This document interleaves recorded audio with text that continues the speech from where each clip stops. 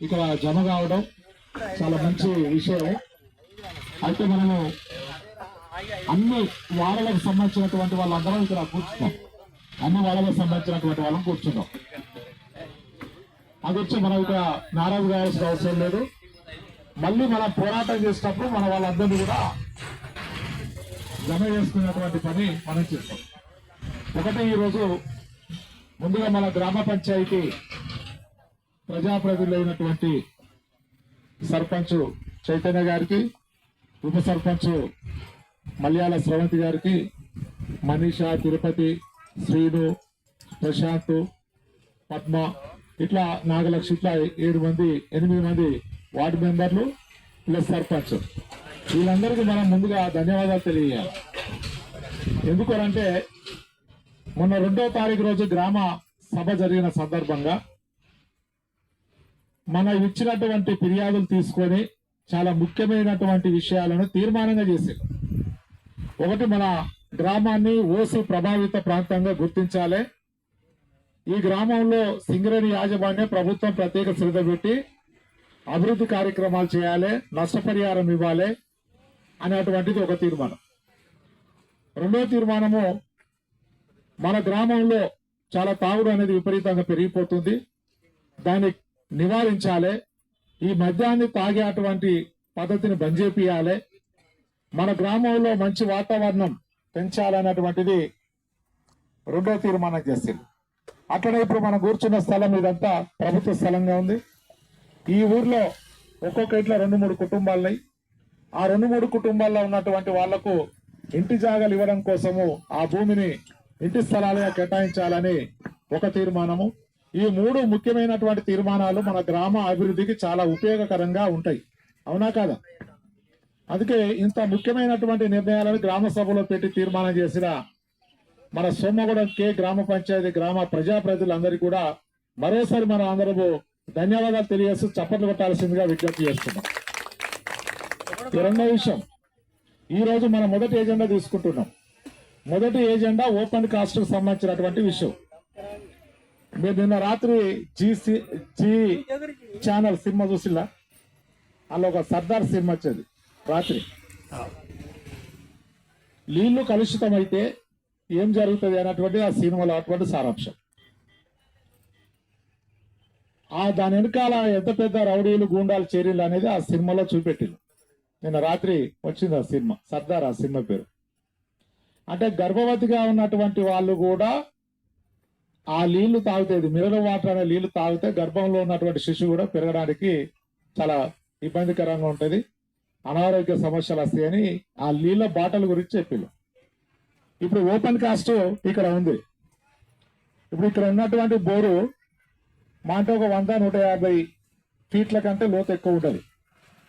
కానీ ఇప్పుడు open cast దాదాపుగా 300-400 ఫీట్ల లోతు బ్లాస్టింగ్ జరుగుతుంది. అంటే ఆ బ్లాస్టింగ్ లో వాడే అటువంటి మందుగుండు అది చాలా విషంతో కూడుకున్నటువంటి మందుగుండు. మీరు బ్లాస్టింగ్ జరిగిన తర్వాత మీకు వాసన వస్తుంది.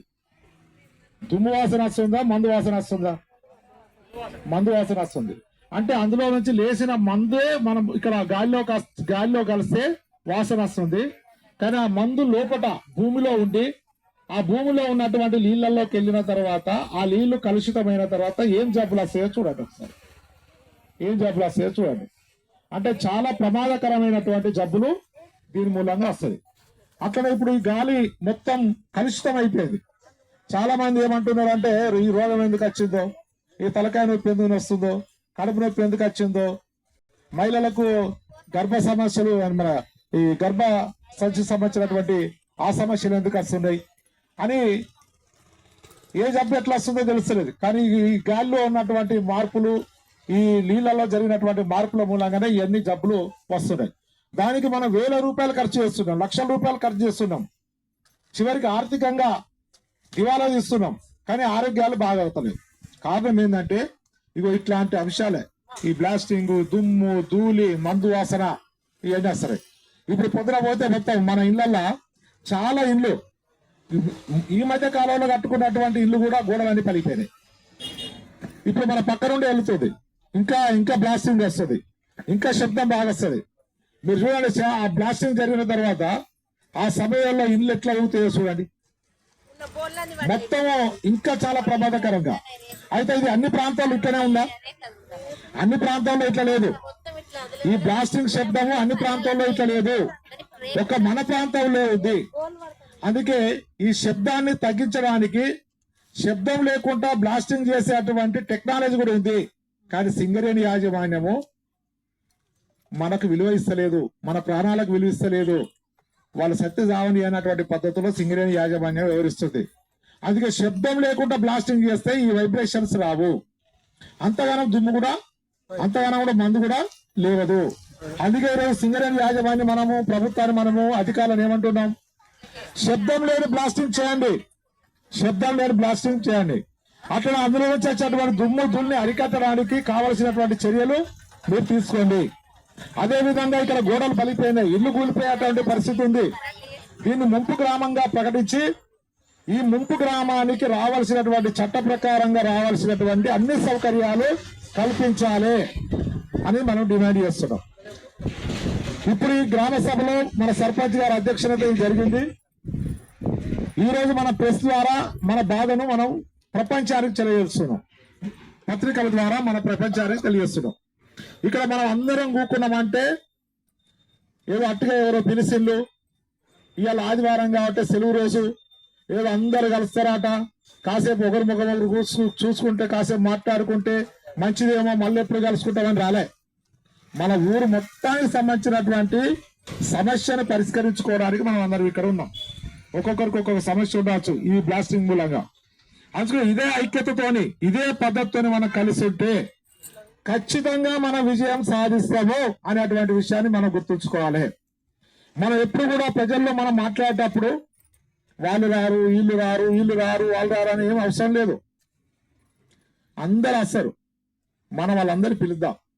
ఇప్పుడు ఒక మహిళా కమిటీ వేసుకున్నారు, వార్డు మెంబర్లు ఉన్నారు, సర్పంచ్ గారు ఉన్నారు, తలో 10 మంది, తలో 5 వేసుకుంటే మొత్తం ఇంటి పక్క వాళ్ళందరినీ పిలుచుకుంటేనే బోల్డంత మంది ఇక్కడ 200-300 మంది జమ అవుతాం. అంటే ఆ పని కూడా మనం చేయాల్సినటువంటి అవసరం ఉంది. మీ పనులు చేసుకోండి, మీ కుటుంబ పనులు చేసుకోండి, మీ వృత్తి పనులు చేసుకోండి. అదే క్రమంలో మన ఊరి గురించి కూడా కనీసం ఒక గంట టైం ఇచ్చేటువంటి పని చేయండి. నెలలో ఒక 2 రోజులు 3 రోజులు, అంతకంటే ఎక్కువ రోజులు తిరగం కదా. మనం రోజులు తిరిగే పని కూడా ఉండేది, ఇదొకటి. అదే విధంగా ఈరోజు సింగరేణి యాజమాన్యానికి మనం ఒకటి చెప్పదలుచుకున్నాము. మీరు కనుక ఈ శబ్దాన్ని కనుక కంట్రోల్ చేయకపోతే, ఈ కాలుష్యాన్ని కంట్రోల్ చేయకపోతే, అవసరం అనుకుంటే బ్లాస్టింగ్ టైంలోనే వచ్చి ఆ బ్లాస్టింగ్ జరగకుండా అక్కడ కూర్చుంటాం అనేటువంటిది కూడా ఈరోజు పేపర్లో మనం ప్రకటన చేయాలి. చేద్దామా? అది కంట్రోల్ చేయకపోతే, మాకు నష్టపరిహారం ఇవ్వకపోతే, బ్లాస్టింగ్ సమయంలోనే బ్లాస్టింగ్ కంటే ముందే వచ్చి అక్కడ కూర్చుంటాం, నువ్వు ఎట్లా బ్లాస్టింగ్ చేస్తావో చూస్తామనేటువంటి పద్ధతిలో మనం చేద్దాం. దాని సిద్ధమా మీరంతా? దాని అందరూ సిద్ధం కదా? మొత్తం పిల్ల జల్ల అందరూ కట్టుకొని వెళ్ళాలి. అయితే మనల్ని వెళ్ళడానికి అవకాశం లేకుండా చేస్తారు, అది కూడా చెప్తా. వెళ్ళకుండా అవకాశం లేకుండా చేస్తారు. ఎందుకు చేస్తారు అంటే పోలీసులు వస్తారు, ఎస్ఆర్పిసి వాళ్ళు వస్తారు, నాయకులు ఇండియాలో పోతారు, సర్పంచ్ ఇంటి కాడికి పోతారు, ఉప సర్పంచ్ ఇంటి కాడికి పోతారు, దీన్ని ఎవరెవరు ఆర్గనైజ్ చేస్తున్న వాళ్ళు ఇండియాలో పోతారు. మీరు ఎటు పోవద్దని వాళ్ళు ఇంటి కాడకు పోనీయరు. మనం పోతాంటే కూడా మధ్యలో ఆపుతారు. ఆపినా కూడా మనం ఆగద్దు, ఆపినా కూడా ఆగద్దు. మా సమస్య ఇది, మా ఊరు సమస్య, మా పిల్లల సమస్య, మా బతుకుదల సమస్య, మా ఆరోగ్య సమస్య. మీరెవరు వచ్చి అడ్డుకోవడానికి అనే పద్ధతిలో మనం ఎదురు తిరగాల్సినటువంటి అవసరం ఉంది. ఇది కొద్ది రోజులు లడాయి నడుస్తా ఉంటది. ఈ లడాయిలో ఎప్పటికీ వెళ్ళింది ఏదోటి పరిష్కారం చేద్దామన్నటువంటి పద్ధతిలో యాజమాన్యం దిగొస్తుంది. ఇది మనం చేయాలి. ఆ పద్ధతిలో మన పోరాటం ఉండాలి. అభివృద్ధి అందరం కలిసి వెళ్ళేటువంటి రోజు కూడా దగ్గరలోనే ఉంటది. అదొక 2 రోజులకో 4 రోజులకో 5 రోజులకో మనం పెట్టుకుందాం. ఇప్పటికే